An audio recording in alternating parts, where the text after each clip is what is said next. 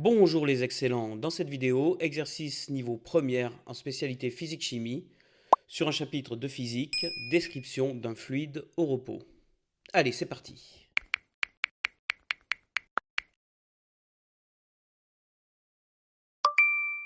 Forage. Un forage est effectué à 2000 mètres de profondeur. Le puits de forage est cylindrique de diamètre grand D. Au fond du puits, la tête de forage atteint une poche de pétrole dont la pression est Pf égale 2,1 fois 10 puissance 7 pascal. Pour que le pétrole ne s'écoule pas, de la boue, que l'on considérera modélisable par un fluide, est injectée dans le puits de forage. Il est nécessaire que la pression de cette boue, au fond du puits, soit égale à la pression du pétrole dans la poche. Alors déjà, comme d'habitude, on commence par surligner les informations qui vont être importantes. Donc on a un forage à 2000 mètres de profondeur, un diamètre D, et pression de la poche de pétrole 2,1 fois 10 puissance 7 pascal. Première question. Déterminer la hauteur grand H de la colonne de boue qui est nécessaire d'injecter dans le trou de forage pour que le pétrole ne s'échappe pas. Dans ces cas-là, il est toujours bien de faire un petit dessin pour visualiser la situation. Donc on a un forage, le dessin n'est pas à l'échelle bien évidemment, on a un forage d'un certain diamètre grand D qui arrive dans une poche de pétrole qui a la pression PF. Donc ici, c'est le pétrole dans lequel il règne une pression PF. Et on nous dit que il est nécessaire d'injecter de la boue dans le forage. Donc on va représenter la boue comme ceci, une certaine hauteur H de boue dans le forage. Donc la hauteur H, elle est ici. Et ce qui est important, on nous indique que la pression de cette boue au fond du puits, donc la pression ici, doit être égale à la pression du pétrole dans la poche. Donc en fait, ici, on a une pression qui est égale à PF. Et la question, c'est déterminer cette fameuse hauteur H. Alors, que nous dit le cours? Eh bien justement, on est dans un cas de statique des fluides. Autrement dit, de fluide au repos. Quel est le fluide au repos? Eh bien, c'est cette fameuse boue. On a ici de la boue qui est au repos, qui est considérée comme un fluide, comme c'est indiqué dans l'énoncé. Une certaine hauteur H. Et qu'est-ce qui se passe au-dessus de cette hauteur H? Eh bien, au-dessus de cette hauteur H, on a évidemment la pression atmosphérique, puisque on a mis une certaine quantité de boue, et une fois qu'on a la bonne quantité, qu'est-ce qu'il y a au-dessus? Eh bien, tout simplement de l'air, la pression atmosphérique. Et que nous dit le cours? Eh bien, le cours nous donne la relation entre la pression au fond du puits, c'est-à-dire en bas de la colonne de boue, en fonction de la pression en haut de la colonne de boue.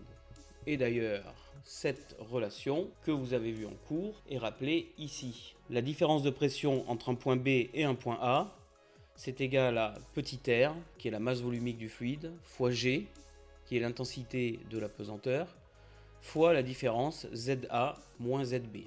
Donc on va dire que ici, en haut de la colonne de boue, on a le point A, ici on a le point B, et donc que nous dit la relation? PB moins PA égale le R, donc de la boue, multiplié par G, multiplié par ZA moins ZB. Alors quand on parle de Z, évidemment, il s'agit le long d'un axe vertical orienté vers le haut.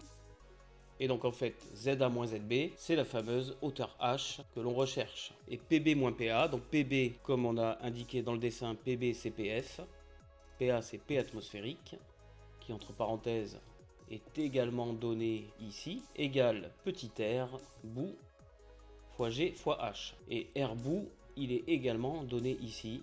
Donc dans cette relation, nous allons isoler H.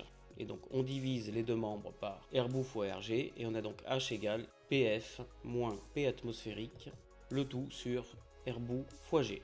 On va pouvoir passer à l'application numérique.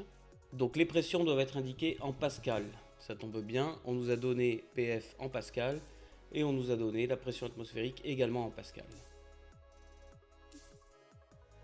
Donc on n'oublie pas de bien vérifier les unités. Petit r est bien donné en unité internationale, des kilogrammes par mètre cube. Et petit g également 9,81 en newton par kilogramme. Très bien, on prend sa calculette et on trouve 1,1 fois 10 puissance 3 mètres.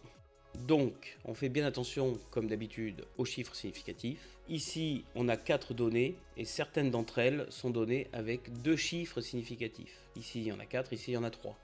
Mais ces deux-là, qui sont donnés avec 2 chiffres significatifs, vont limiter les chiffres significatifs de notre réponse à 2 chiffres significatifs.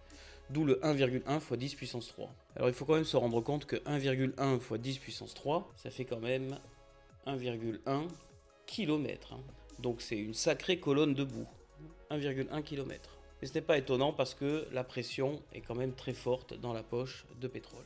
On va pouvoir passer à la question 2. Le diamètre grand D du puits de forage est 50 cm. Donc voici une nouvelle information.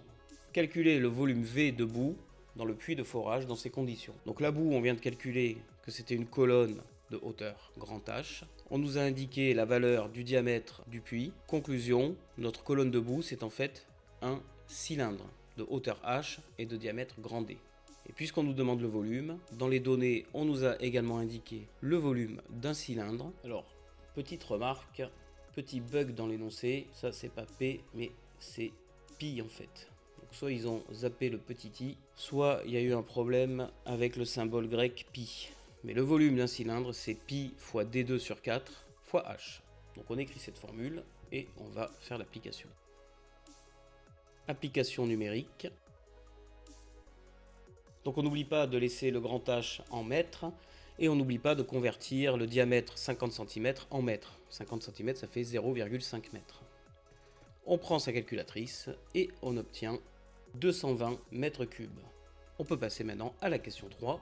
En déduire la masse petit m de boue utilisée. Alors, je rappelle que dans les données, on a ici la masse volumique de la boue, puisque c'est 1,9 x 10 puissance 3 kg par mètre cube. Donc dans un mètre cube, on a 1,9 x 10 puissance 3 kg. Donc on va pouvoir calculer la masse de la boue suivant la formule petit r boue fois le volume de la boue. C'est-à-dire m égale 1,9 x 10 puissance 3 kg par mètre cube fois 220 mètres cubes. On prend sa calculatrice et on obtient, donc deux chiffres significatifs là aussi, 4,2 x 10 puissance 5 kg. Ce qui fait quand même 420 x 10 puissance 3 kg, c'est-à-dire 420 tonnes. Ceci termine l'exercice. Si cette vidéo t'a aidé, pense à liker et à t'abonner. Pour d'autres ressources, va checker mon site web en description. Moi je te dis à très bientôt dans une prochaine vidéo. Et n'oublie pas, pour devenir excellent, c'est Lucien Prof.